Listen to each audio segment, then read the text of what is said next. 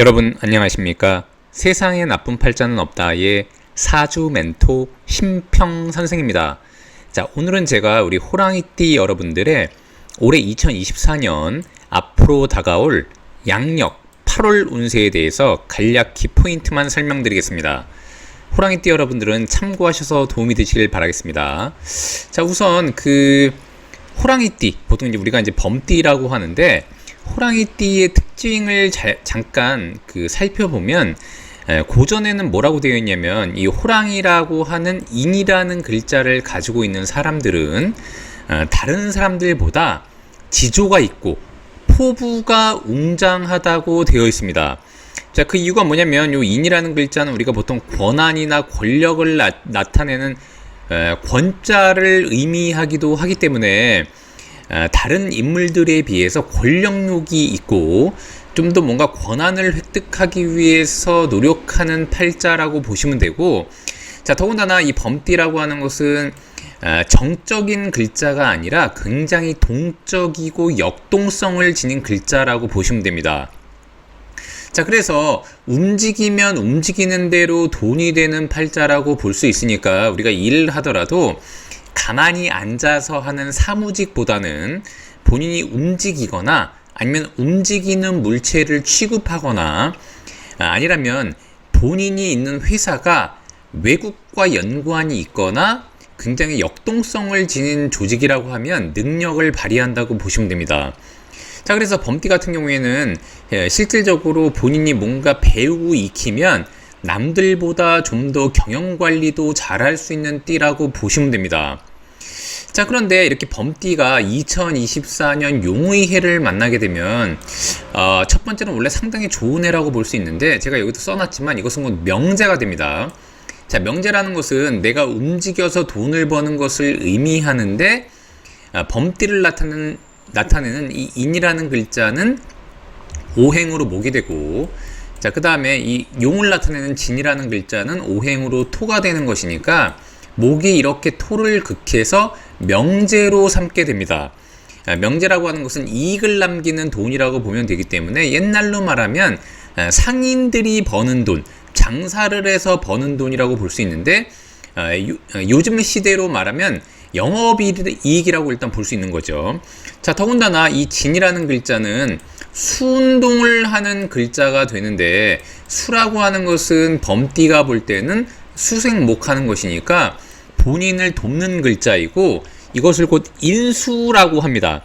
자, 인수라는 것은 우리가 현금 재산을 의미하는 게 아니라, 보통 이 호랑이띠 기준으로 보면 수라고 하는 것은 문서 재산을 의미하기도 하는데, 이 진이라는 글자가 재물이면서 수운동을 하는 것이니까 범띠가 만약에 과거에 본인이 공부하고 노력해서 좋은 매물을 매수했다면 부동산이라던가 이런 계약서에 따른 현금화를 할 수 있는 게 올해가 될 수 있다고도 보시면 됩니다.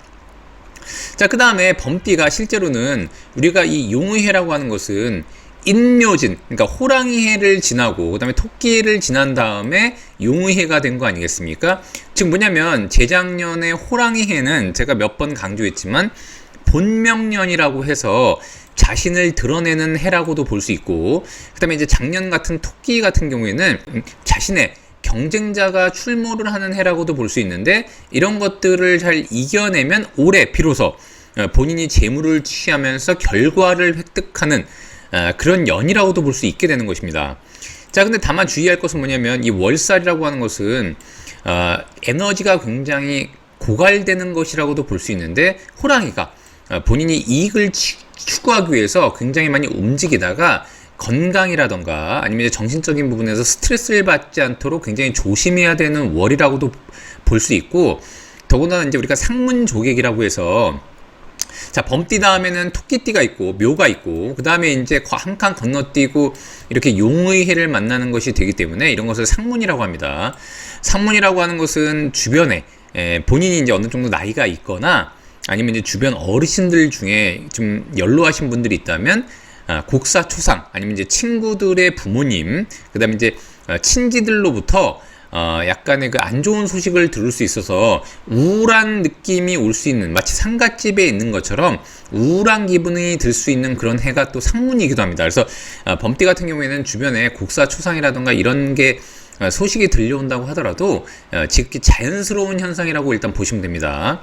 자, 그런 와중에 이렇게 8월을 만난 것은, 이것은 곧 신월이 되는데 이것은 곧 명귀라고 합니다. 자, 명귀가 뭐냐면 이 귀라는 글자는 귀신할 때 귀자를 의미하는데, 보통 사주팔자에서는 편관, 자기를 극하는 글자를 의미하기도 합니다. 자, 그런데 다행인 것은 뭐냐면 원래 띠를 극하는 것은 썩 좋지 않은데, 이 범띠를 나타내는 인이라는 글자는 목이 된다고 제가 말씀드렸고, 이 신이라는 글자는 오행으로 금이 돼서 금이 목을 이렇게 극하는 것을 명귀라고 합니다. 특히 띠를 나타내는 글자가 명이기 때문에 이런 걸 명귀라고 하는데, 다행인 것은 뭐냐면 2024년이기 때문에 신과 진, 이 두 글자는 이런 식으로 합의돼서 수운동을 하려고 하는 성향이 있게 됩니다.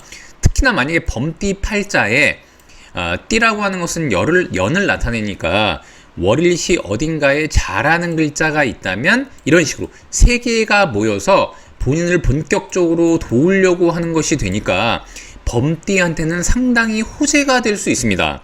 자, 왜냐면 이 용을 나타내는 글자는 돈이 되고, 이 자를 나타내는 글자는 범띠를 돕는 글자이자 아까 말씀드렸던 것처럼 계약을 완성하는 글자가 되고, 이 신이라는 글자는 범띠가 볼 때는 본인을 극하지만 실제로는 조직을 의미하기도 하니까 이 세 가지가 모여서 조직과 그 다음에 권한 혹은 계약, 그 다음에 돈이 모여서 본인을 돕는 글자가 되는 것이니까, 실제로 범띠 팔자에 만약에 잘하는 글자가 있었다면 8월이 되면 여러 가지가 한 번에 풀리면서 본인을 돕거나 계약사항이 이루어진다고도 보시면 됩니다.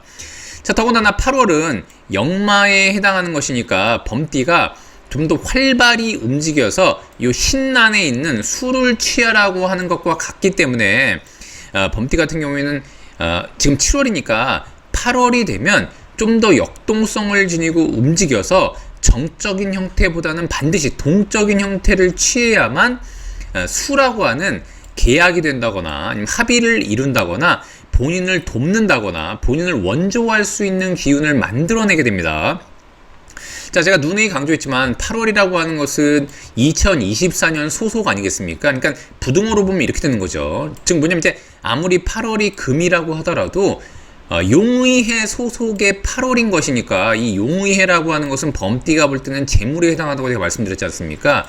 재물에 해당하는 명기와 역마가 온 것입니다. 그래서 본인이 이 귀라고 하는 것은 다른 조직을 의미하면서 역마는 곧 역동성, 국제성을 의미하니까 범띠가 돈을 벌기 위해서 조직을 이용하고 역동성을 이용해라 라는 의미로 보시면 됩니다. 그래서 범띠한테는 8월을 잘 이용한다면 굉장히 좋은 해가 될 수 있고, 계약이 이루어지고 합의가 만들어지고 약간 막혔던 게 풀리는 그런 월이 된다고 보시면 됩니다. 그리고 특히나 다른 조직과 협력 관계를 요구하려고 한다거나 아니면 본인이 속한 단체에서 뭔가 일을 진행할 때도 생각보다 잘 풀리고, 본인의 주변 인물들과 뭔가 합의를 보는 일이 발생하더라도 일이 잘 풀릴 수 있는 그런 월이라고 보시면 됩니다. 자, 오늘 제가 이렇게 2024년 우리 호랑이띠 여러분들의 양력 8월 운세에 대해서 간략히 설명드려 봤는데요.